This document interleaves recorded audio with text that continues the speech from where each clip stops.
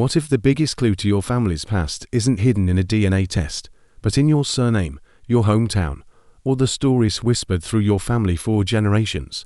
Long before Britain became the nation we recognize today, for great peoples helped shape these islands: the Celts, the Anglo-Saxons, the Vikings, and the Normans. But which of them helped shape your family? It is a question that has quietly nagged at millions of people across England, Scotland, Wales, Ireland, and the far reaches of the English-speaking world. You grew up with a surname. You grew up in a place. You grew up being told certain things about who you are. But very few of us have ever stopped to ask where those clues actually lead, into which centuries, into which migrations, into which vanished peoples. By the end of this journey, you will understand the strongest historical clues that point toward each ancestry. You will know what to look for in your own name, your own county, your own family traditions. And you may discover that the blood running through your family carries far older stories than you ever imagined. But first, an honest word. Modern ancestry is mixed. There are no pure British bloodlines. Anyone who tells you otherwise is selling you a simpler past than the past ever was. What we are about to explore are historical influences, layers of migration, conquest, settlement, and survival that washed over these islands across more than 1,000 years. Every clue we examine will deepen your understanding, but no single clue ever proves an ancestry. The truth of any family lies in the accumulation of evidence, not in any one fact. So before we go any further, do something for me. In the comments below, write your surname. Write your county, or the place your family came from. Write the story you were always told about your origins, because in a moment, you're going to start comparing that evidence with what history left behind. And if you want to see where the next clue leads, subscribe and like the video. The investigation is just getting started. Think, for a moment, about your surname. Say it aloud, listen to its sounds, feel its weight on your tongue. For most of us, a surname feels like a fixed thing, an inheritance as solid as the color of our eyes. But surnames are not eternal. For most of British history, ordinary people did not have them at all. Hereditary surnames were a Norman fashion, a habit that arrived with the French-speaking aristocracy through the conquest of 1066 and slowly seeped down through society over the next 3 centuries. Before that, a man was known by a single name, perhaps with a father's name attached, or a place, or a trade. The idea that every family would carry a permanent label, generation after generation, would have seemed absurd to a Saxon farmer or a Celtic warrior. And yet, once surnames took hold, they became astonishingly durable. They froze moments in time. A name adopted in 1300 might still be carried today by a descendant 10, 15, 20 generations later, even if that descendant now lives 7,000 miles away in Texas or Queensland. The surname became a tiny time capsule, surviving wars, famines, ocean crossings, and the slow erasure of memory. So what does your surname actually tell you? Many people assume that every English surname is Anglo-Saxon. It feels like common sense. The English language is Anglo-Saxon. England itself is the land of the Angles. Surely the names must be too. But thousands of English surnames are Norman. Names like Sinclair, Neville, Beaumont, Ferrers, and Vernon were carried across the Channel by French-speaking aristocrats who arrived with William the Conqueror and never left. Their descendants grew vast, their names scattered, and today millions of ordinary people carry aristocratic Norman surnames without any idea that those names once belonged to men who rode at the head of an invading army. Others preserve Viking influence, often without recognizing it. Names ending in son, Johnson, Stevenson, Harrison, Robinson are concentrated in the former Danelaw and reflect a Scandinavian naming tradition that took root across northern and eastern England. The structure of the name, father's name plus son, was a habit the Danish and Norwegian settlers brought with them, and it rooted so deeply in the north that it outlived every later wave of conquest. If your surname ends in son, you may well be carrying a small piece of the Danelaw in your own name, even if every other trace of Viking ancestry has long since dissolved into the wider population. Some names hide Celtic origins beneath later spellings. A name like Lloyd, Morgan, Owen, Rees, or Price looks Welsh, and often is. But Celts did not only shape Wales. Celtic-speaking peoples once covered most of Britain, and many names that now look thoroughly English, or thoroughly Scottish, or thoroughly Irish, carry within them sounds and structures that predate every invasion that followed. The Celtic layer is the deepest layer of all. Now ask yourself honestly, could yours be one of them? Could a name you have carried your entire life be pointing back not to the people you assumed, but to someone else entirely? But surnames tell only part of the story. Because long before surnames existed, Britain was already divided in ways that still echo through your family today. Think about the county where your grandparents were born, or the village where your great-grandparents are buried. That place, that single patch of earth, may matter more than any name you carry. After the Roman administration ended around 410, the Britain they left behind did not simply become England overnight, it fractured. In the west, Celtic kingdoms held on: Strathclyde, Wales, Cornwall, the Old North. In the east and south, new peoples arrived. The Anglo-Saxons crossed the North Sea in small bands, settled the rich farmland, and slowly built the kingdoms that would one day be called England: Northumbria, Mercia, Wessex, East Anglia. Then the Vikings came. They raided, they wintered, and eventually they settled. A great swath of eastern and northern England fell under Danish and Norwegian control, an area known as the Danelaw. For generations, the law of the Danes, not the law of the Saxons, governed the lives of millions. Then in 1066, the Normans crossed the Channel and bent the entire island to a new ruling class. Now here is what matters for your family. These were not just political events, they were population events.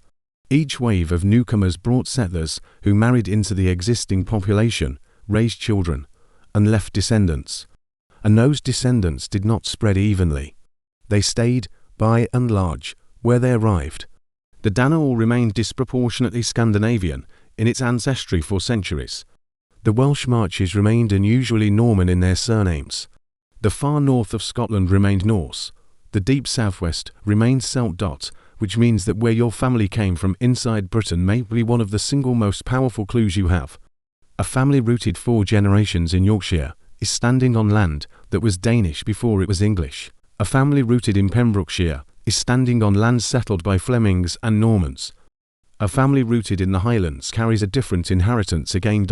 So ask yourself, where did your people actually come from? Not the country, the county, the parish, the farm. But the next clue goes deeper still, because the places themselves still speak. Listen to the names of the towns and villages around your family's old home. Really listen, not to what they mean today, but to the sounds buried inside them. Place names are the fossils of language. When a new people arrive, they often keep the old names for rivers and hills, because those are the features you need to navigate. But they impose their own names on settlements, farms, and estates, because those are the features you own.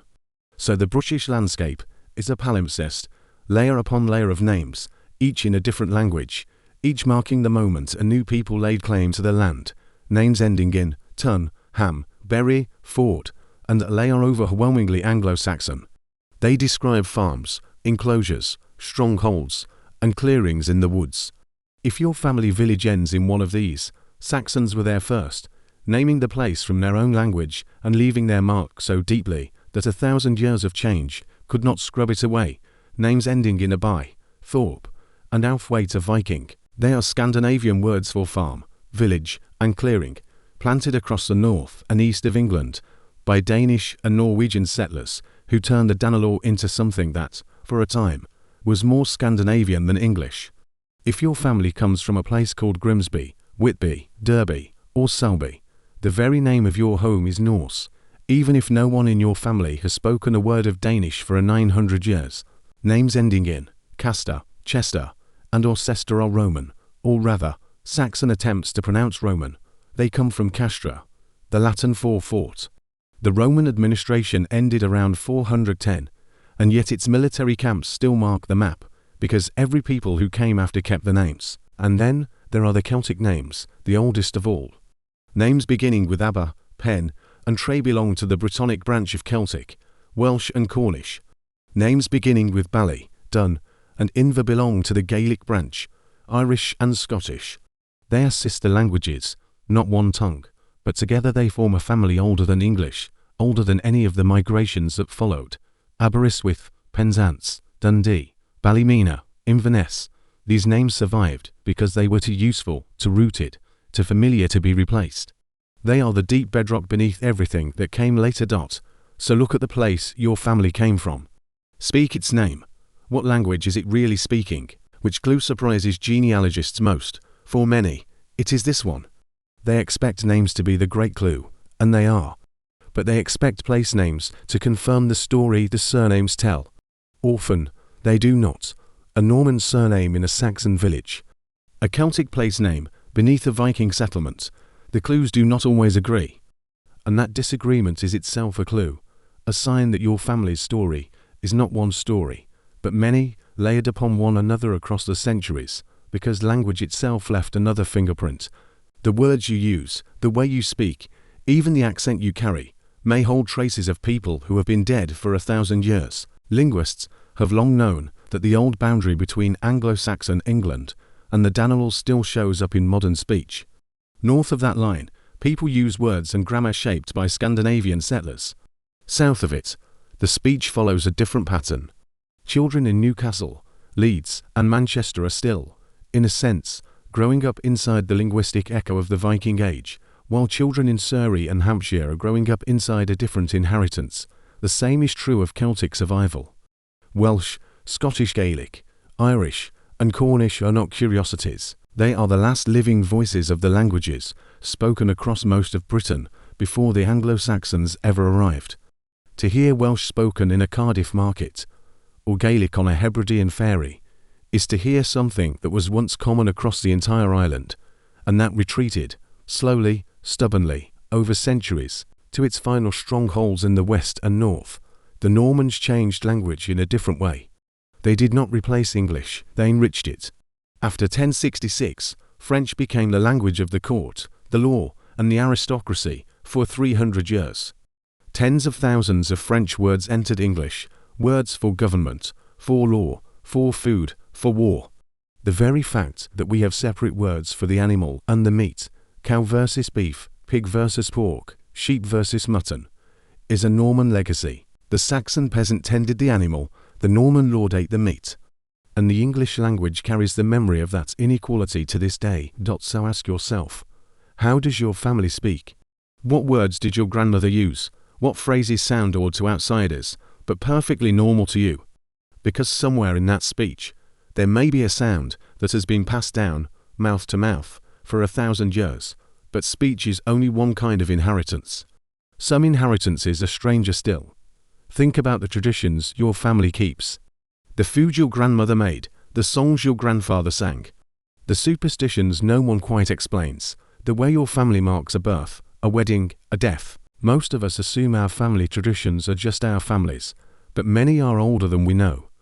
Folklorists have traced customs in remote Highland glens back to Norse settlers who arrived in the 9th century.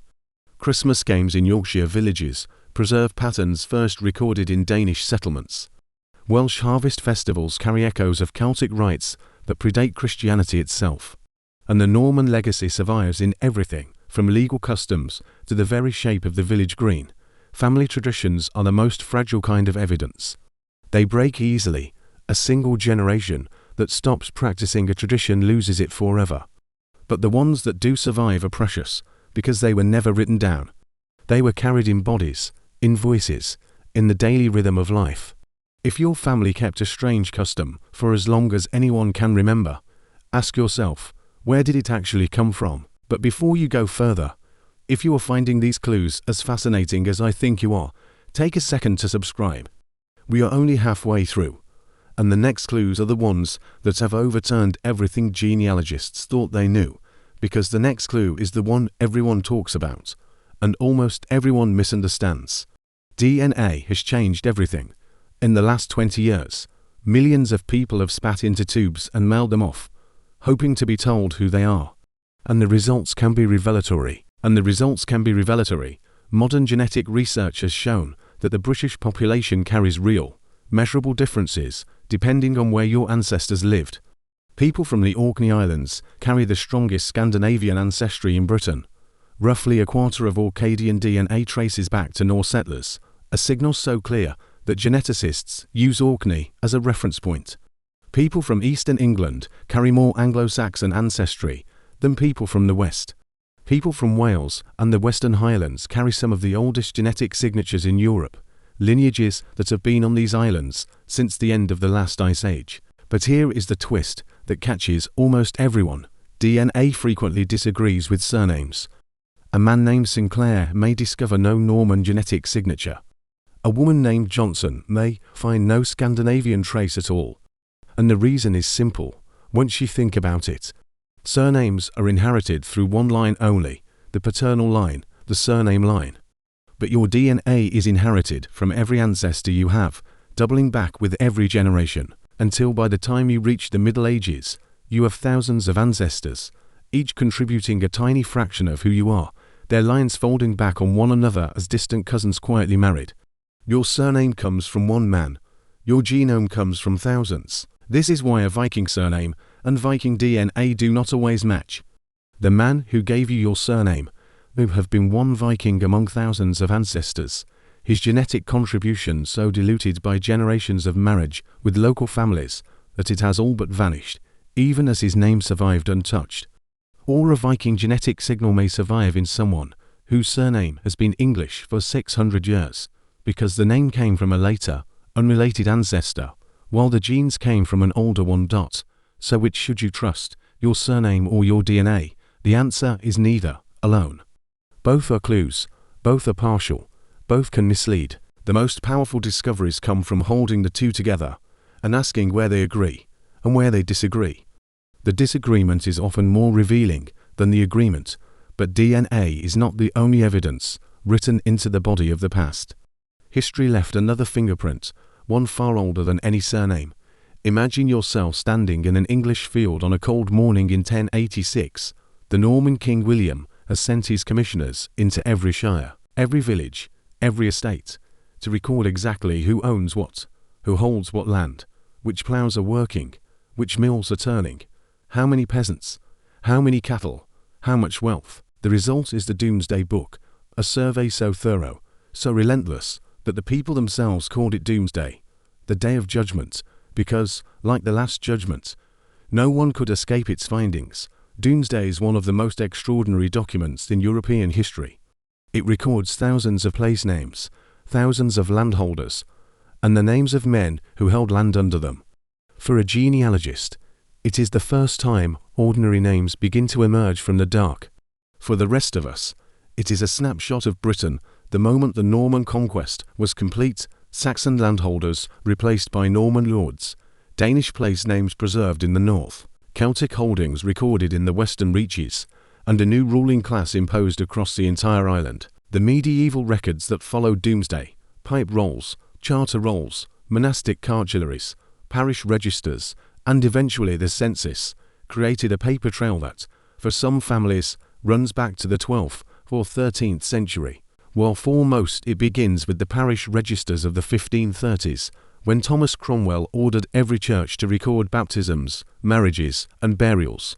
If your family can be traced to a particular village in 1300, you are watching your ancestors live inside a specific layer of British history at a specific moment when the Celts, the Saxons, the Vikings, and the Normans had already all done their work of shaping who your people would become. Ask yourself, has anyone in your family traced the line back far enough to find a name from a medieval record? Because if they have, that name is not just a curiosity. It is a thread running back to a real man or woman who stood in a real place, in a real century, surrounded by one of these great peoples. Almost everyone overlooks the next clue, though, because it is the one that has no writing at all. Archaeology is the silent witness. When the records fall silent, the earth keeps speaking. Burials tell us who was buried where, with what objects, in what pasture, facing what direction. Anglo-Saxon graves are full of brooches, weapons, and cremation urns. The grandest Viking graves contain ship burials, Thor's hammers, and grave goods that echo the homelands of Scandinavia, though most Viking burials in England are simpler inhumations with modest accompaniments. Celtic burials in the West follow older Christian and pre-Christian patterns. Norman churches, with their distinctive rounded arches and heavy stone, still stand in thousands of English villages, marking the moment a new aristocracy rebuilt the landscape to its own design. In the last decade, isotope analysis has added something astonishing. By examining the teeth of skeletons, scientists can now tell where a person grew up, because the water they drank as a child left a chemical signature in their bones. We now know that Viking burials in the north of England include men and women born in Scandinavia who travelled as adults to Britain and never went home. We know that some Anglo-Saxon cemeteries contain people born in what is now Germany and Denmark.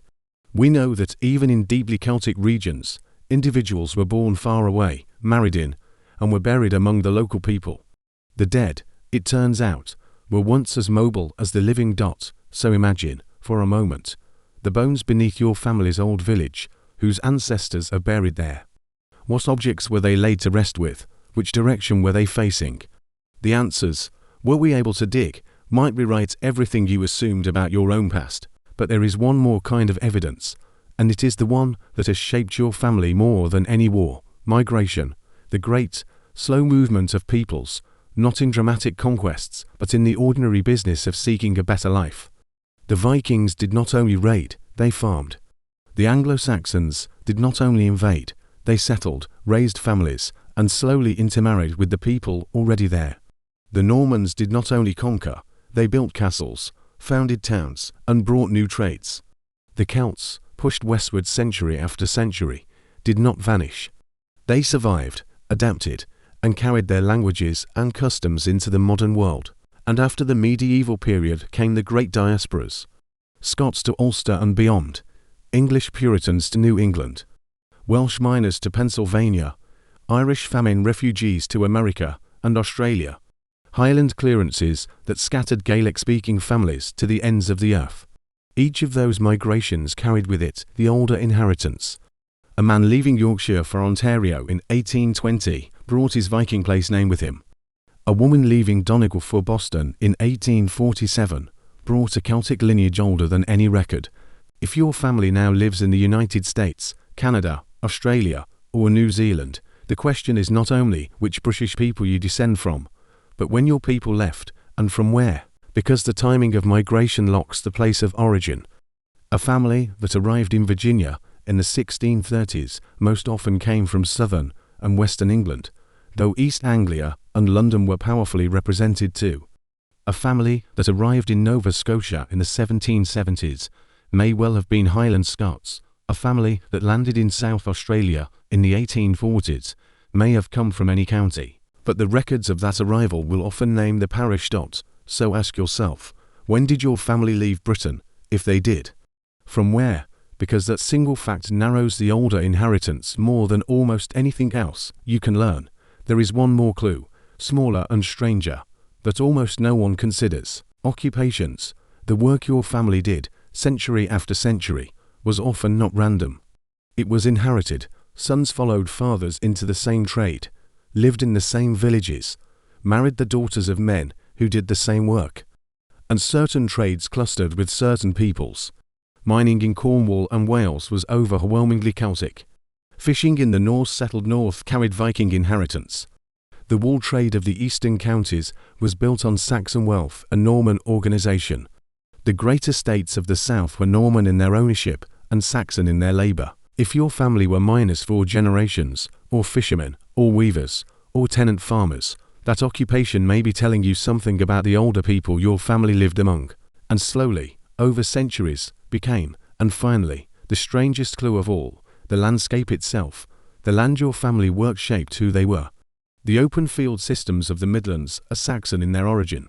The long, narrow strips of the Highland glens are Celtic. The planned villages of Norman estates are Norman. The fishing coves of the Norse coast are Viking. Your ancestors did not just live in a place. They lived inside a system of landholding, of farming, of survival, that was itself the product of one of these four peoples. When you walk the field your great-great-grandfather ploughed, you were walking inside the footprint of someone far older than him. So where does this leave you? Perhaps your family isn't simply Celtic, or Anglo-Saxon, or Viking, or Norman. Perhaps your family's story is as the story of Britain itself, 1,000 years of migrations, languages, survivals, and change, layer upon layer, people upon people, name upon name, until the individual strands became impossible to separate. and somewhere within that remarkable history is your own.